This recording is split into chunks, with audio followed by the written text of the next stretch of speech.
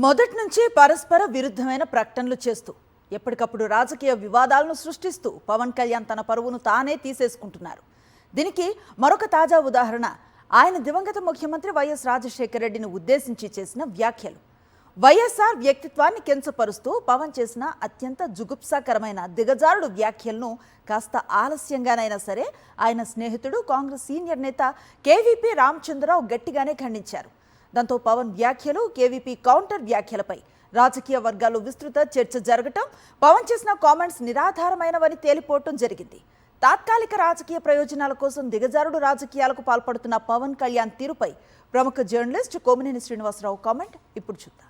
జనసేన అధినేత ఉప ముఖ్యమంత్రి పవన్ కళ్యాణ్ తాను నటించిన సినిమాల్లోని కొన్ని సన్నివేశాలను గుర్తు ఉంచుకునైనా మాట్లాడితే ఎంత అప్రదిష్ట మూటగట్టుకునేవారు కారణమాట రాజకీయ వర్గాల్లో వినిపిస్తోంది. అత్తారింటికి దారేది సినిమాలో ఒక సన్నివేశం ఉంటుంది. అందులో హాస్యనటుడు బ్రహ్మానందం అబద్ధాలు చెబితే ఒక చెట్టు ఆకులు రాలుతుంటాయి. దాంతో ఆయన ఇరుకును పడతారు. ఇది పవన్ కళ్యాణ్ కు వర్తిస్తుందనిపిస్తుంది. అబద్ధం చెబితే అతికినట్లు ఉండాలన్నది ఒక సామెత. ఈ విషయంలో టీడీపీ అధినేత ముఖ్యమంత్రి చంద్రబాబు నాయుడుకు ఉన్న నేర్పరితనం పవన్ కు ఇంకా రాలేదనుకోవాలి. చంద్రబాబు ప్రత్యర్థులు ఈ విషయం ప్రస్తావిస్తుంటారు. గతంలో వైఎస్ రాజశేఖర రెడ్డి అసెంబ్లీలో మాట్లాడుతూ కళ్ళార్పకుండా అబద్ధాలు చెప్పగల శక్తి చంద్రబాబుకు మాత్రమే ఉందని ఎద్దేవా చేసేవారు. అది వేరే కథ. పవన్ కళ్యాణ్ విషయానికి వస్తే ఆయన ఏదో ఒక ప్రకటన చేయడం, ఆ తర్వాత అనతి కాలంలోనే దానికి విరుద్ధంగా మాట్లాడడం వంటివి తరచూ చేస్తుంటారన్న విమర్శ ఉంది. వాటిని నిర్ధారించే వీడియోలు సోషల్ మీడియాలో విస్తారంగా కనిపిస్తాయి. గతంలో కాపు కులం వారైనా తనకు మద్దతు ఇవ్వాలని బహిరంగంగా కోరడం, ఇప్పుడేమో తాను కాపుల కోసమే పార్టీ పెట్టలేదన్నట్లుగా మాట్లాడడం, కాపులు మద్దతు ఇస్తే సీఎంఐ చూపుతానని ఒకసారి, తనకు అంత శక్తి ఎక్కడదని ఇంకోసారి మాట్లాడారు. కొద్ది రోజుల క్రితం హైదరాబాద్ లో మీడియాతో మాట్లాడుతూ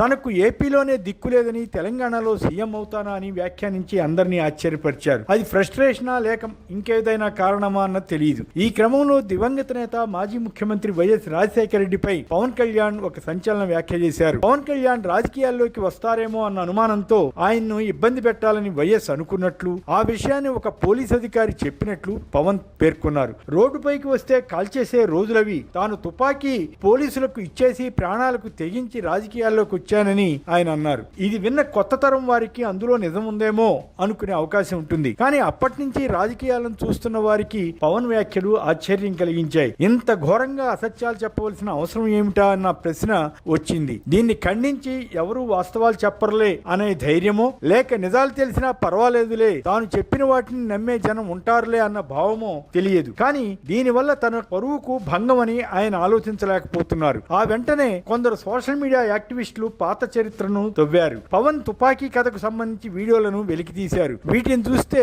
పవన్ కళ్యాణ్ అనవసరంగా కెలుక్కున్నారన్న అభిప్రాయం కలుగుతుంది. పైగా అసందర్భంగా మాట్లాడినట్లు కూడా అర్థమవుతుంది. కాంగ్రెస్ సీనియర్ నేత మాజీ ఎంపీ కేవీపీ రామచంద్రరావు ఈ నేపథ్యంలోనే ఆయనకు సవాల్ విసిరారు. 2005 ప్రాంతంలో పవన్ కళ్యాణ్ పెద్దగా జనంలో ప్రాచుర్యం పొందిన రాజకీయ నేత కాదు. కేవలం ఒక సినిమా నటుడిగా, అది కూడా మెగాస్టార్ చిరంజీవి తమ్ముడిగా మాత్రమే గుర్తింపు ఉండేది. 2008లో చిరంజీవి ప్రజారాజ్యం ఏర్పాటు చేసిన తర్వాత పవన్ ను యువరాజ్యం అధ్యక్షుడిని చేశారు. ఆ తర్వాత ఇందిరా పార్క్ వద్ద జరిగిన ఒక ధర్నాలో కాంగ్రెస్ వాళ్ల పంచలోడదీసి కొట్టాలి అన్న వివాదాస్పద డైలాగ్ తో పవన్ బాగా ప్రచారంలోకి వచ్చారు. ఆ తర్వాత పరిణామాల్లో 2014లో జనసేన ఆవిర్భావంతో ఒక ప్రముఖ రాజకీయ నేతగా అవతరించారు. 2005 ప్రాంతంలో చిరంజీవి కుమార్తె ఒకరు ప్రేమ వివాహం చేసుకున్నారు. ఆ వివాహానికి కుటుంబ పరంగా ఏవో సమస్యలు వచ్చాయి. ఆ క్రమంలో ఆమె పవన్ పై ఒక ఆరోపణ చేశారు. ఆయన వల్ల తనకు ప్రమాదం ఉందని అన్నారు. దాంతో పవన్ తన వద్ద ఉన్న తుపాకీని తెచ్చి పోలీసులకు అందజేశారు. ఆ టైంలో అవే విషయాలను కూడా ఆయన మాట్లాడారు. కానీ 2 దశాబ్దాల తర్వాత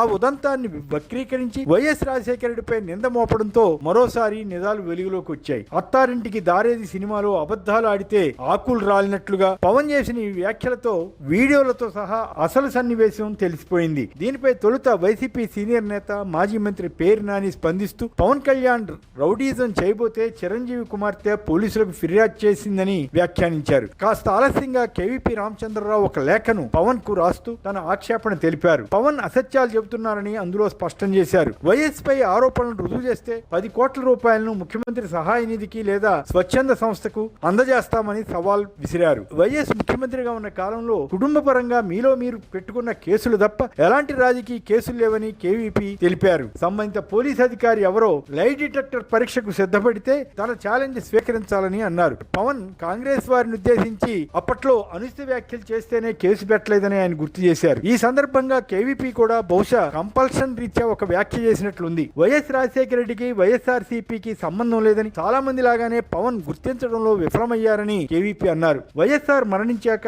ఆయన పేరు ఛార్జ్ షీట్ లో చేర్చిన రోజే కాంగ్రెస్ తో బంధం తెగిపోయిందని చాలా మంది నమ్ముతారు. వైఎస్ వారసత్వాన్ని జగన్ కొనసాగించి ఉండకపోతే ఈ పాటికి కాంగ్రెస్ పార్టీ ఆయన పూర్తిగా వదిలివేసి ఉండేదేమో. ఈ మధ్యకాలంలో వైఎస్ఆర్ పైన, ఆయన కుటుంబం పైన అంత నీచంగా చంద్రబాబు, లోకేష్, టీడీపీ నేతలు ఆరోపణలు చేస్తుంటే, ఎల్లో మీడియా దుష్ప్రచారం చేస్తుంటే కాంగ్రెస్ పార్టీ ఏనాడైనా జవాబు ఇచ్చి ఖండించిందా? లేదే. పైగా ఏపీలో కాంగ్రెస్ నాయకత్వం టీడీపీతో మిలాఖత్ అయిందన్న ఆరోపణలు గట్టిగానే ఉన్నాయి కదా. పవన్ కళ్యాణ్ చేసిన వ్యాఖ్యలపై ఎవరో అడిగితే గానీ స్పందించలేదని కేవీపీ చెప్పడం కూడా గమనించదగిందే. కనీసం ఇప్పటికైనా స్పందించి అప్పటి పరిస్థితులను వివరించడం ద్వారా తన ఆప్తమిత్రుడైన వైఎస్ కు కేవీపీ కొంతలో కొంత న్యాయం చేసినట్లయింది. కేవీపీ చేసిన ఈ సవాల్ను పవన్ స్వీకరిస్తారా అన్నది అనుమానమే. దాని తగ్గట్లే ఆయన జవాబిచ్చినట్లు కనిపించలేదు. ఎందుకంటే ఈ 12 ఏళ్లలో పవన్ కళ్యాణ్ చేసిన అనేక ప్రకటనలు, ఆ తర్వాత వాటికి విరుద్ధంగా ఆయన మాట్లాడిన వీడియోలు కోకొల్లలుగా కనిపిస్తాయి. గతంలో జగన్ ఏపీ ముఖ్యమంత్రిగా ఉన్నప్పుడు రెచ్చిపోయి మాట్లాడిన పవన్ తెలంగాణలో మాత్రం రేవంత్, కేటీఆర్ తదితరులను పొగుడుతున్న తీరు జనం గమనించకపోలేదు. ఎప్పటికయ్యేది ప్రస్తుతమో అన్నట్లుగా కేవలం తాత్కాలిక రాజకీయ ప్రయోజనాల కోసమే పవన్ పనిచేస్తుంటారన్న భావన ఉంది. వైఎస్ పై కూడా దురుద్దేశంతో చేసిన వ్యాఖ్య ఆయనకే తగిలినట్లయింది. పవన్ కళ్యాణ్ అనవసరంగా తెలంగాణలో వేలు పెట్టి వివిధ వర్గాల వారిని రెచ్చగొట్టి ఆంధ్రులకు ఇక్కట్లు తెచ్చి పెట్టకుండా ఉంటే అదే 10,000. మరిన్ని అప్డేట్స్ కోసం ఛానల్ ను సబ్స్క్రైబ్ చేయండి. నోటిఫికేషన్స్ కోసం బెల్ ఐకాన్ పై క్లిక్ చేయండి.